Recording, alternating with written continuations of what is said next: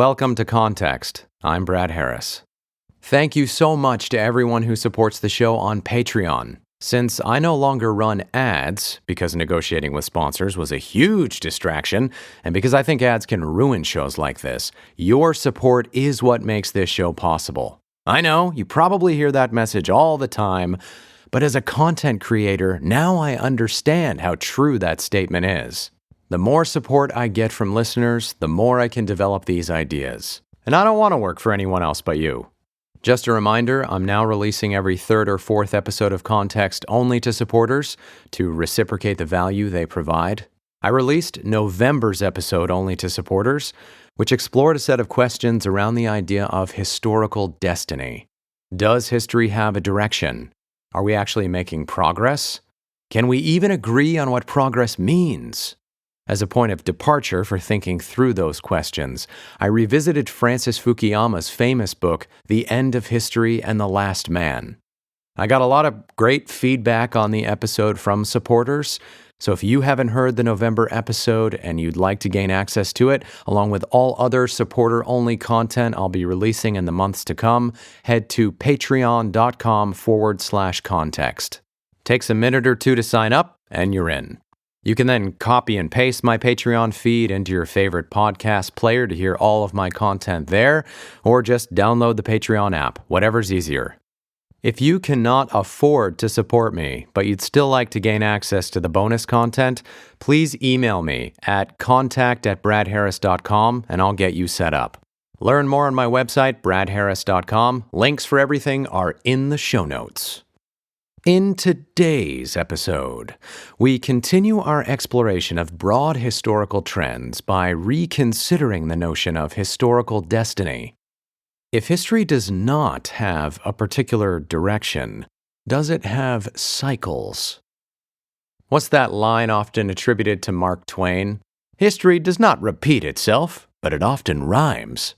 Or something like that. Whether or not we can ever agree on the idea of historical destiny, if we could detect broad historical cycles, then maybe we could still have some basis on which to understand our fate, and thereby, hopefully, better control it. If everything feels like it's unwinding today in a society like America, if the norms and institutions of liberal democracy appear to be buckling everywhere under the weight of tribalism, corruption, and ignorance, an important historical question to ask would be, has this happened before? If so, what happened next? And what could we learn from that history to avoid repeating our worst mistakes? As the authors Neil Howe and William Strauss wrote in their best-selling book, The Fourth Turning, An American Prophecy, What the Cycles of History Tell Us About America's Next Rendezvous with Destiny, published in 1997, quote, "The reward of the historian is to locate patterns that recur over time and to discover the natural rhythms of social experience." End quote. Howe's and Strauss's book, The Fourth Turning, argued that, at the core of modern history, a remarkable pattern has emerged. Over the past several centuries, American society has entered a new era, what they call a new turning, every generation or so. As they explain, quote, "At the start of each turning, people change how they feel about themselves, the culture, the nation, and the future. Turnings come in cycles of 4, each cycle spanning the length of a long human life, roughly 80 to 100 years, and comprise history's seasonal rhythms of growth, maturation, entropy, and destruction. The first turning in the cycle is a high, an upbeat era of strengthening institutions. The second turning is an awakening, a passionate era of spiritual upheaval, when the civic order comes under attack from new values. The third turning is an unraveling, a downcast era of weakening institutions, when the old civic order decays. The fourth turning is a crisis, a decisive era of destruction." End quote.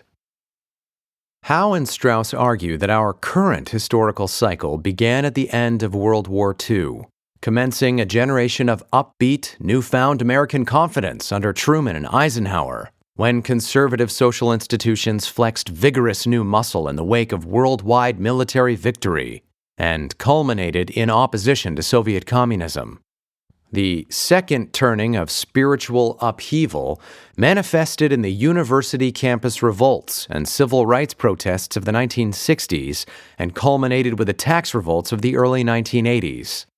The third turning emerged with the ensuing culture wars of the mid-1980s and 1990s, Howe and Strauss argue, when a new kind of gilded age, prowled by the wolves of Wall Street, masked widespread institutional decay and civic atrophy. This third turning, which they forecasted lasting from the mid-1980s to the early 2000s, was an era when lots of Americans got rich, but when even more Americans perceived crises of meaning, when objective standards of truth and competence fell and were replaced by relativism and widespread moral corruption. By Howe's and Strauss's calculations from their vantage point within that third turning in the mid-1990s, America today, in the 2020s, should be in the midst of the fourth turning, a full-blown historical crisis. Are we? And if we are, what happens next? When Howe and Strauss look back over America's previous cycles, they see a clear pattern. America's fourth turning consistently features cataclysm. In the historical cycle of the 1700s, that cataclysm was the Revolutionary War. In the 1800s, it was the Civil War. In the 1900s, in the cycle just before ours, it was the Great Depression and World War II. Every century or so, the length of a long human lifetime, America's cycle of history seems to climax in disruptions so catastrophic that society emerges completely transformed. Karl Marx called these disruptions the freight trains of history, which I think is pretty brilliant, and one of the things that makes their arrival so jarring is that almost no one anticipates them. As Howe and Strauss wrote, quote, "As late as December 1773, November 1859, and October 1929, the American people had no idea how close catastrophe was. Then, sudden sparks, the Boston Tea Party, John Brown's raid and execution, Black Tuesday, transformed the public mood, swiftly and permanently." End quote. In the midst of crisis, American society enters emergency mode, a phase that can last an entire generation, which in the past has energized dormant instincts of patriotic self-sacrifice and cooperation that enabled Americans to overcome the greatest historical challenges of their lifetime. Quote, "In the 1790s, they triumphantly created the modern world's first democratic republic. In the 1860s, wounded but reunited, they forged a genuine nation extending new guarantees of liberty and equality. In the late 1940s, they constructed the most Promethean superpower ever seen." End quote. Again, writing in the 1990s, Howe and Strauss predicted that America's next fourth turning would begin around the year 2005 and culminate in historical crisis by around 2020. By 2030, a new historical cycle would be underway featuring either the smoldering ruins of liberal democracy or the commencement of a new golden age of reconciliation, innovation, and civic energy. And so, according to Howe's and Strauss's predictions, we should currently be right in the eye of history's latest howling storm, whose resolution will either bring out our very best or our very worst. As they wrote, quote, "The fourth turning of the early 21st century could literally destroy us as a nation and a people, leaving us cursed in the histories of those who endure and remember. Alternatively, it could ennoble our lives, elevate us as a community, and inspire acts of consummate heroism, deeds that will grow into myth-like legends recited by our heirs far into the future." End quote. Although there are some problems with Howe's and Strauss's book, which we'll get into later on, their scholarly audacity and the provocativeness of their argument is itself extremely valuable. Approaching their work, Howe and Strauss lamented the same historical nihilism that Francis Fukuyama criticized in our last episode.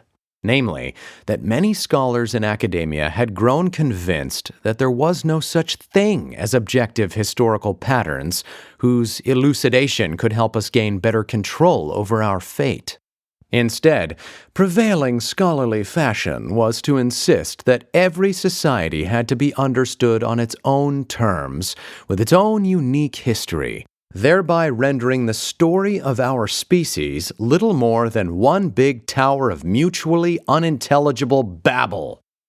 As Howe and Strauss wrote, quote, "Indeed, some historians now say there is no single history at all, just a multitude of histories, one for each region, language, family, industry, class, race. This scholarly rejection of time's inner logic has led to the devaluation of history throughout our society. Many would welcome some enlightenment about history's patterns and rhythms, but today's intellectual elites offer little that's useful." End quote. The abandonment of unifying, productive historical scholarship over the past couple of generations among so many professional academics represents a profound loss of wisdom in our civilization. But Howe and Strauss, among many of the other authors we've discussed on this podcast, sought to preserve some degree of historical wisdom by, as they put it, quote, "rescuing our hopeful intuition of progress while maintaining our skeptical awareness of randomness." End quote. Their particular approach to that was to write this book, The Fourth Turning, to highlight how a centuries-old historical pattern does enable us to predict the future. So, let's get into the details of their scholarship and see how convincing it turns out to be. The key to understanding the rhythm of history, Howe and Strauss argued, is to see the link between the seasons of history and the seasons of a human life. To start out, they claim that childhood, which corresponds to the first 20 years or so of a person's life, can be understood as an individual's growth phase. This is when most people require nurturing to learn social values. Young adulthood is supposed to span age 21 to 41 and is defined by individual vitality, a phase of life when people begin serving social institutions and testing inherited values in the process. Next comes midlife, defined as age 42 to 62, when individuals tend to become responsible for managing institutions through the application of established values. Elderhood lasts from age 63 to 83, when individuals rise to positions of social and institutional leadership, and when they are expected to protect established values. Howe and Strauss also tack on the category of late elderhood, which proceeds from age 84 on, and which they largely define as a phase of dependence. The first 4 life phases, however, inform the core of their historical analysis. To make sense of how the seasons of a human life inform the cycle of history, Howe and Strauss ask the reader to imagine that society is struck by a great historical upheaval. Quote, "Some sort of emergency so fraught with social consequence that it transforms all of society's members, yet transforms them differently according to their phase of life responses. For children, this response might mean showing an awestruck deference to elders and staying out of their way. For young adults, taking up arms and risking death to meet the enemy. For midlifers, organizing the troops, managing the home front, and mobilizing society for maximum effort. For elders, setting strategy and clarifying the larger purpose." End quote. Depending on the outcome of the great historical upheaval, each generational persona will carry on through history thereafter with a distinctive collective memory and attitude shaped by their distinctive generational role in the conflict. World War II, for example, imprinted a sense of heroism on the young adults born between the late 19-teens and 1920s who served overseas. And as they moved into midlife and elderhood, that collective heroic identity evolved into a kind of lifelong hubris, featuring world-conquering geopolitical attitudes abroad and greater demands for public support at home, profoundly shaping America's foreign and domestic policy as they aged into positions of power. Meanwhile, Howe and Strauss argue that individuals who were children during World War II, born between the late 1920s and early 1940s, aged on through the post-war period with a greater sense of generational caution, sensitivity, and deference to authority, which manifested in a lifelong political and cultural preoccupation with fairness and order. We could think of plenty of other examples.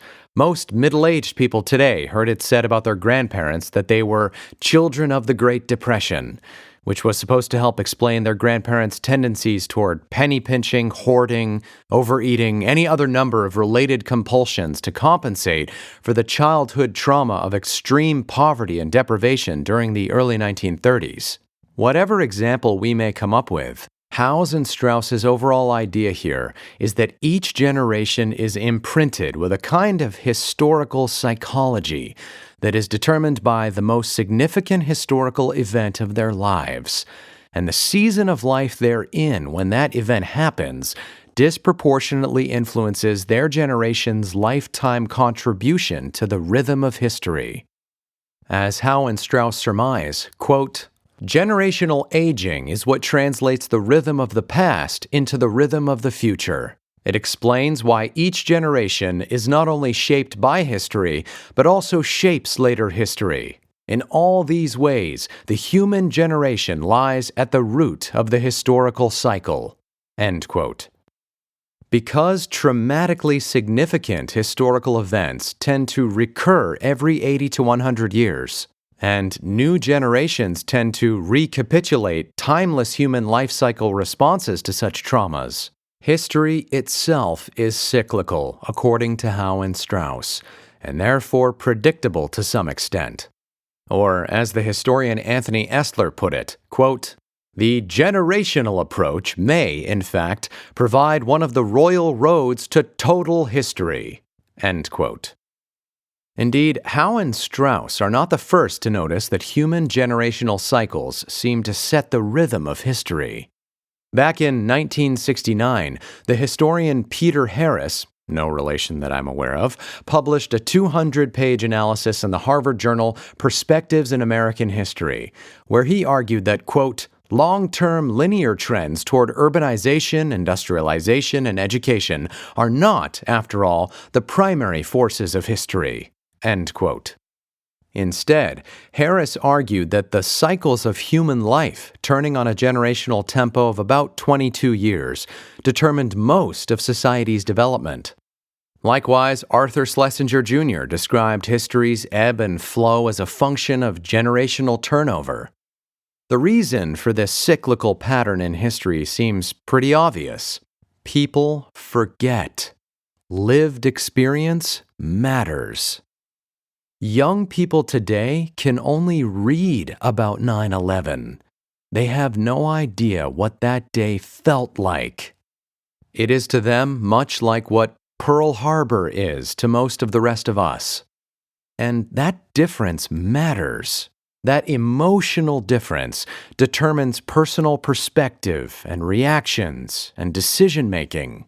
Yale University undergraduates who protested against certain Halloween costumes in 2015 and then nearly mobbed Yale professor Nicholas Christakis for trying to talk them down from screaming about the mortal danger those costumes imposed, were utterly ignorant of what it felt like to face actual mortal danger in campus civil rights protests that had erupted nationwide 50 years earlier. Violence means something completely different to 20-something-year-olds today than it did to 20-something-year-olds fending off baton bludgeonings and police dogs and civil rights marches in Alabama in 1965, or to 20-something-year-olds dodging machine gun fire on the beaches of Normandy on D-Day in 1944, or to 20-something-year-olds ducking battle axes in the midst of a Viking raid on the north coast of England 1,000 years ago. Just so, 20-something-year-olds a generation or two from now may experience violence most of us today can't even imagine. Perhaps World War III will break out between the US and China. Perhaps intelligent machines will rise up like Terminators and motivate a new generation of John Connor-like human resistance warriors. Assuming the next historical crisis arrives on schedule, as that future generation of warriors reaches middle age in the 2070s and 2080s, they would, according to Howe's and Strauss's theory, recapitulate the cultural and political values of the 1960s and 1970s, when veterans from World War II likewise reached midlife. Forgetting is key to understanding Howe's and Strauss's view of history. Their historical cycle lasts the average span of a long human lifetime, some 80 to 100 years, for this reason. The lived experience of high-stakes historical moments, outbreaks of mob violence, revolution, war, economic collapse, simply dies off after a century or so. And since most people lack historical wisdom, maturing generations that far removed from first-hand knowledge of humanity's worst mistakes have displayed a propensity to commit those mistakes all over again for themselves. Admittedly, this can be a depressing view of history, despite all the lip service the authors pay toward attendant concepts of historical renewal and rebirth. Essentially, in Howe's and Strauss's view, humanity has to reinvent the wheel and relearn historical lessons the hard way, over and over again. Certain facets of civilization may progress, science and technology and wealth may build, but the things that humanity does with its ever-increasing power remain trapped in Howe's and Strauss's primordial cycle of generational ignorance. Despite how depressing all of this sounds, some of this analysis certainly seems spot on, and much of it is just common sense. We can easily identify dangerous historical ignorance in younger generations. Take college-age students in America today, for example. In recent years, they have become disproportionately sympathetic to communist and even Marxist and identitarian theories, which proved genocidally disastrous when they were actually put into practice through the middle of the 20th century. Their historical ignorance of that nightmare is apparently right on schedule.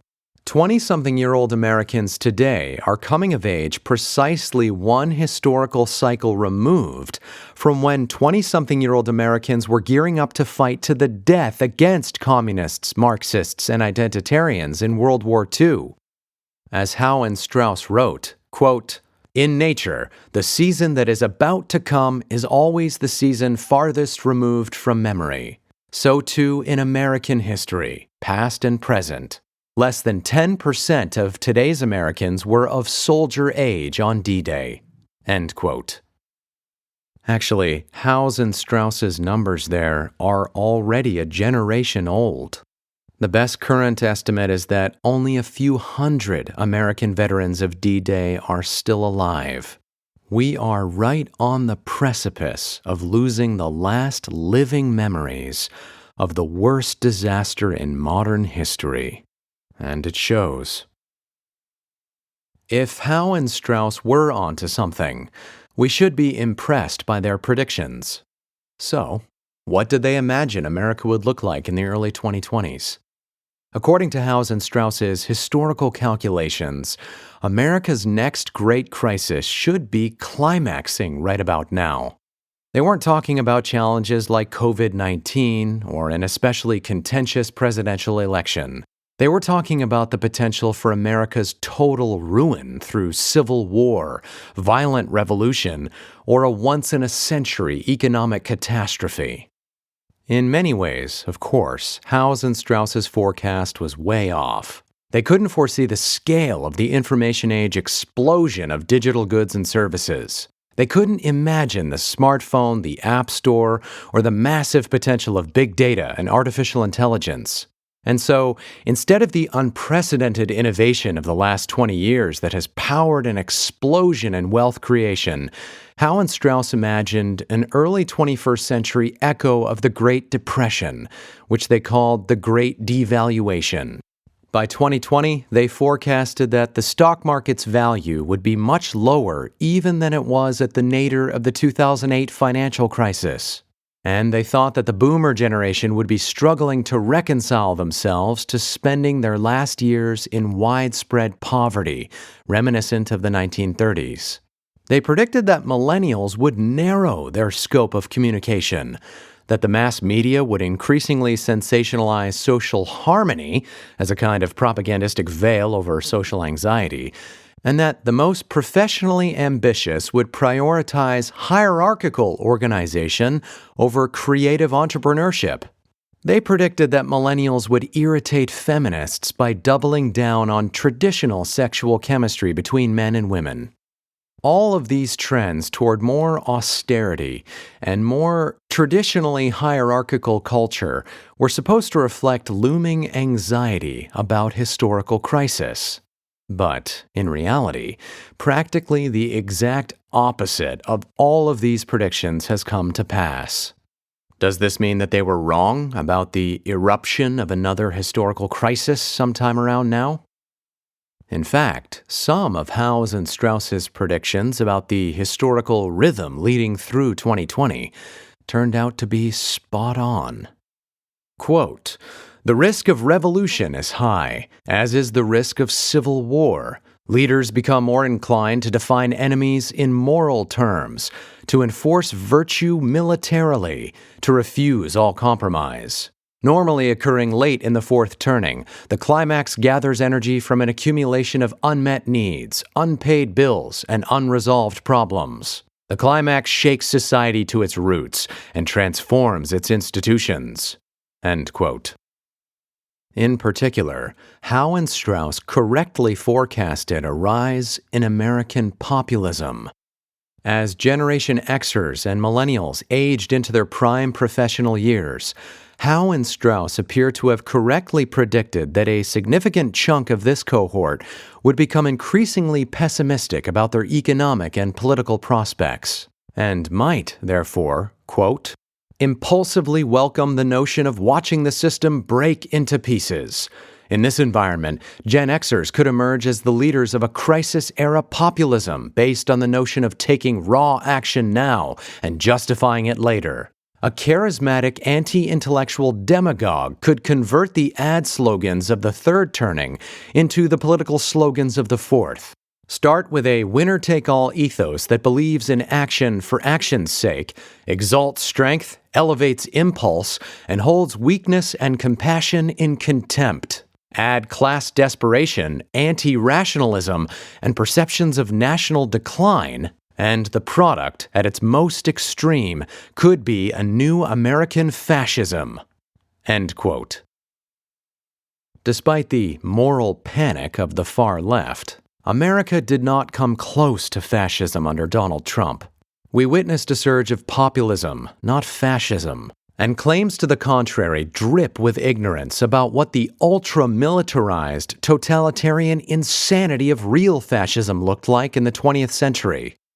And yet, the social and political dynamics that ushered Trump to power, along with many of Trump's reactions to those dynamics, were uncannily similar to Howe's and Strauss's predictions. And many of Trump's supporters have argued that he was America's answer to a historic national crisis. A crisis of globalization, of elitist corruption, of working-class disenfranchisement, or perhaps more fundamentally, a crisis of American identity.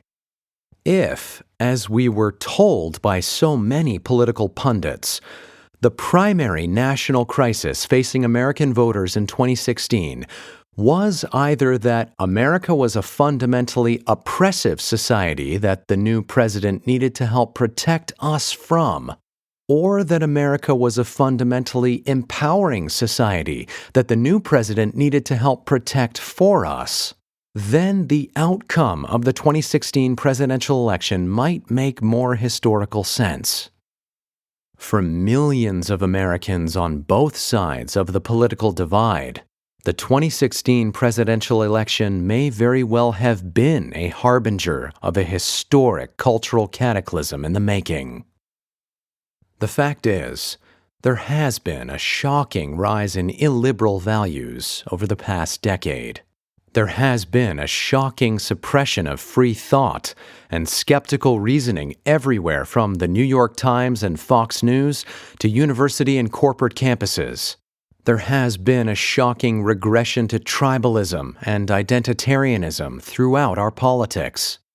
The story, the very idea of America as a place where individuals from any background have the most potential in human history to determine their own destiny, seems like it might just be in mortal danger today. So, in the end, maybe Howe and Strauss were truly onto something. What tensions would this crisis resolve? As they predicted a generation ago, most likely our current crisis would resolve, quote, America's perennial struggle between the individual and collective. If the next fourth turning of the early 21st century concludes successfully, some great leader may be credited with saving individual empowerment by making it compatible with higher ideals of social responsibility, much as FDR was credited with saving capitalism while forging the New Deal, and Lincoln with extending liberty while redefining America's nationhood. End quote. I would hope, however, that we the people wouldn't need some great leader to get us through such a crisis. I would hope that we simply decide to ignore the cynics and tribalists and identitarians among us by preserving a little historical perspective and carry on chipping away at the great projects of modernity, judging individuals by their ideas and their character instead of their appearance, protecting equality of opportunity and free speech, and prioritizing skeptical reasoning and objective truth. To whatever extent Howe and Strauss were bona fide prophets of history, one thing they were absolutely right about is the tendency for humanity to repeat its worst mistakes over and over again by forgetting history.